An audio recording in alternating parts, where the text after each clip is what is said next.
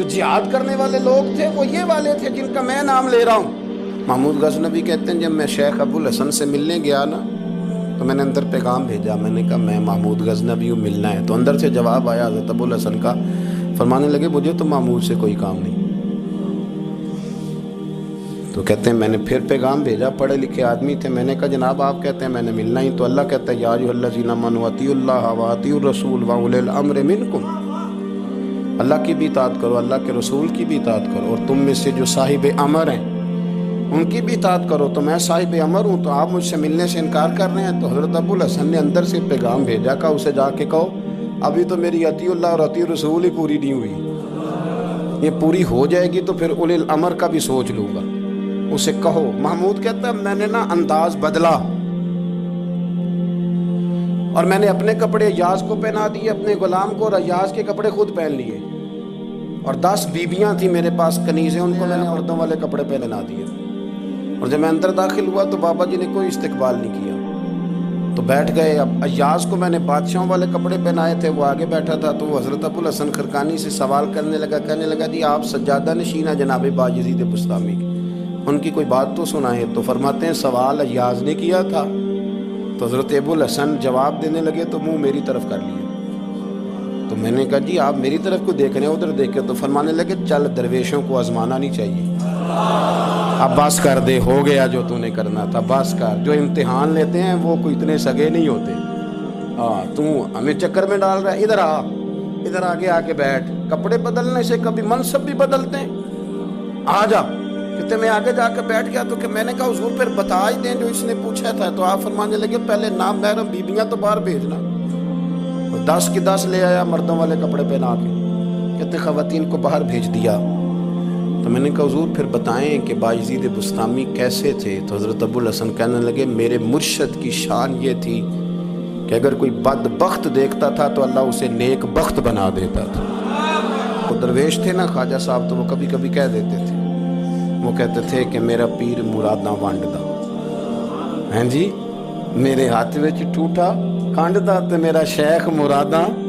چلو میں نہیں کہتا پر مزہ تو لینا چاہیے نا اس بات کا، جو دیکھتا تھا نا تو وہ خوش ہو جاتا تھا، نیک بخت ہو جاتا۔ تو حضرت سیدنا ابو الحسن نے جب یہ کہا نا تو محمود غزنوی کہنے لگے بابا اعتراض کر لوں؟ فرمایا تو بادشاہ بندہ ہے، مالدار ہے، تو نے کرنا ہی ہے۔ جب بندے کے پاس دولت ہو، علم ہو، پیسے ہو تو اعتراض ہی اعتراض رہ جاتے ہیں، پیچھے تو بچتی کوئی شے نہیں۔ تو کر، تو نے کرنا ہی ہے، پتہ ہے مجھے۔ کار کہنے لگا حضرت جی بایزید بسطامی کو بدبخت دیکھے تو نیک بخت ہو جائے، تو ابو جہل اور ابو لہب نے تو کئی دفعہ نبی پاک کو دیکھا، وہ تو نہیں نیک بخت ہوئے۔ تو حضرت ابو الحسن تڑپ اٹھے، فرمانے لگے سن پھر، تو نے تو میرے تار ہی چھیڑ دیے، مجھے اللہ کی قسم انہوں نے ایک دفعہ بھی محمد رسول اللہ کو نہیں دیکھا۔ محمد رسول اللہ کو تو ابو بکر صدیق نے دیکھا ہے، انہیں تو عمر فاروق نے دیکھا ہے، انہیں تو سعد بن نبی وقاص نے دیکھا ہے، انہیں تو شیر خدا مولا مرتضیٰ نے دیکھا ہے۔ ابو جہل اور ابو لہب نے کب دیکھا؟ کہنے لگا جی نہیں دیکھا۔ فرمانے لگے انہوں نے تو جب بھی دیکھا عبداللہ کا یتیم بیٹا محمد دیکھا۔ ایک بڑے عالم تھے، لوگ دور دور سے ان سے استفادہ کرتے تھے۔ اس مسجد کی کمیٹی ایک شخص نے ایک دفعہ ان سے پوچھ لیا کہ حضرت جی دور دور سے لوگ آپ سے فیض لیتے ہیں تو ہمارے بچے نہیں لے سکے؟ تو سمجھدار آدمی تھے، انہوں نے سمجھداروں والا جواب دیا۔ وہ کہنے لگے جو دور سے آتے ہیں وہ کہتے ہیں قبلہ حضرت صاحب سے ملنے جا رہے ہیں، اور آپ نے اپنے بچوں کو بتایا کہ ہم نے مولوی صاحب رکھے ہوئے ہیں جن کو 20,000 تنخواہ دیتے ہیں۔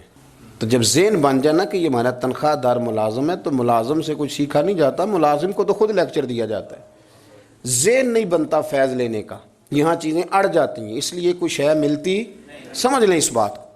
حضرت سیدنا بایزید بسطامی کی جب یہ تعریف سنائی تو محمود غزنوی کہتے ہیں میں جانے لگا تو میں نے کہا بابا کوئی تحفہ دو، تو انہوں نے مجھے کرتا دیا۔ فرمایا جب زیادہ الجھ جاؤ تو میرے کرتے کے وسیلے سے دعا مانگنا۔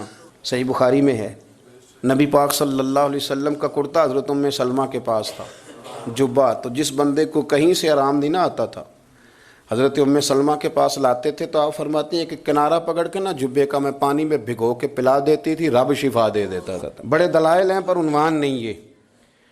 کہتے ہیں جب سومناتھ کے مندر فتح کر رہا تھا تو کامیابی نہیں ہوتی تھی، میں نے دعا مانگی اللہ جبے کی برکت سے فتح دے دے۔ کہتے دعا مانگی تو رب نے فتح دے دی۔ رات کو حضرت ابوالحسن خرقانی خواب میں ملے تو فرمایا کیا ریٹ لگایا بھائی تو نے میرے جبے کا؟ پنجابی نہ بول لیں تھوڑی سی، کہنے لگے کی مول پایا ہی بھائی، یہ لفظ زیادہ مناسب نہیں، تو کی مول پایا بھائی ساڑھے جبے دا، کیا تو نے قیمت لگائی؟ تو آپ فرماتے ہیں حضور کیا مطلب؟ آپ فرمانے لگے اس کو تو پہن کے میں نے بڑا قرآن پڑھا تھا، میں نے تو کروڑوں بار اس جبے کو پہن کے مصطفیٰ پہ درود پڑھا تھا، سینکڑوں لوگوں کو حدیث پڑھائی تھی، تو اس کی برکت ہی نہیں سمجھا؟ کاش تو میرا جبہ رکھ کے دعا کرتا کہ یا اللہ